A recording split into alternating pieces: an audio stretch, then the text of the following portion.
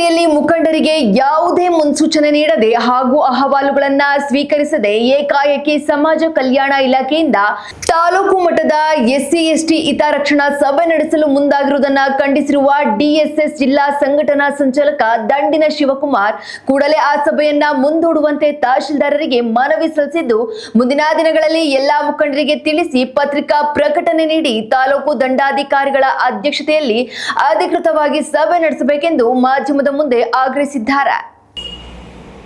ತಾಲೂಕಿನ ಯಾವುದೇ ಮುಖಂಡರುಗಳಿಗೆ ಮಾಹಿತಿಯನ್ನು ನೀಡದೆ, ಪತ್ರಿಕೆಯ ಹೇಳಿಕೆಯನ್ನು ನೀಡದೆ ಹಾಗೂ ಸಭೆಯಲ್ಲಿ ಚರ್ಚಿಸಬೇಕಾದಂತಹ ಅಹವಾಲುಗಳನ್ನು ಸ್ವೀಕರಿಸದೆ ಸಭೆಯನ್ನು ಕರೆದಿರೋದು ಸಮಂಜಸ ಅಲ್ಲ. ಹಾಗಾಗಿ ಕೂಡಲೇ ಸಹಾಯಕ ನಿರ್ದೇಶಕರಾದಂಥ ರಮೇಶ್ ನಾಯ್ಕರವರು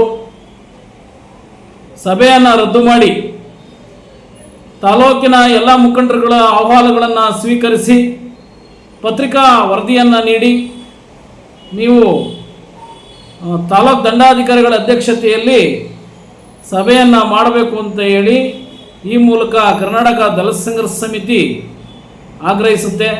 ಈಗಾಗಲೇ ಕರ್ನಾಟಕ ದಲಿತ ಸಂಘರ್ಷ ಸಮಿತಿ ವತಿಯಿಂದ ತಾಲೂಕು ದಂಡಾಧಿಕಾರಿಗಳಿಗೆ ನಾವು ಮನವಿಯನ್ನು ಸಹ ನೀಡಿದ್ದೇವೆ. ತಾವು ಈ ಥರ ಸ್ವಯಂ ಪ್ರೇರಣೆಯಾಗಿ ಸಭೆಯನ್ನು ನಡೆಸ್ತಾ ಇರೋದು ನಮಗೆ ಖಂಡನೀಯ.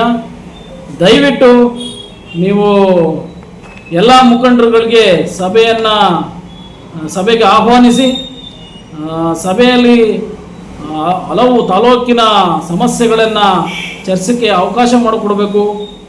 ಎಲ್ಲರನ್ನೂ ಸಭೆಗೆ ಆಹ್ವಾನಿಸಬೇಕು. ನೀವು ಸಭೆಗೆ ಎಲ್ಲ ಮುಖಂಡರುಗಳಿಗೆ ಆಹ್ವಾನಿಸಲು ಅವರಿಗೆ ಒಂದು ಪತ್ರಿಕಾ ಹೇಳಿಕೆಯನ್ನು ನೀಡಬೇಕು. ಹಾಗೆಯೇ